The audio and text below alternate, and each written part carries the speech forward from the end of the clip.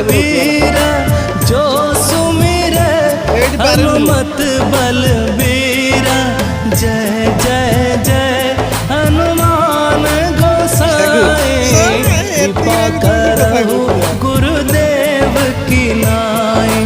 जो शत बार पाठ कर कोई छूटहि बंदी महासुख होई।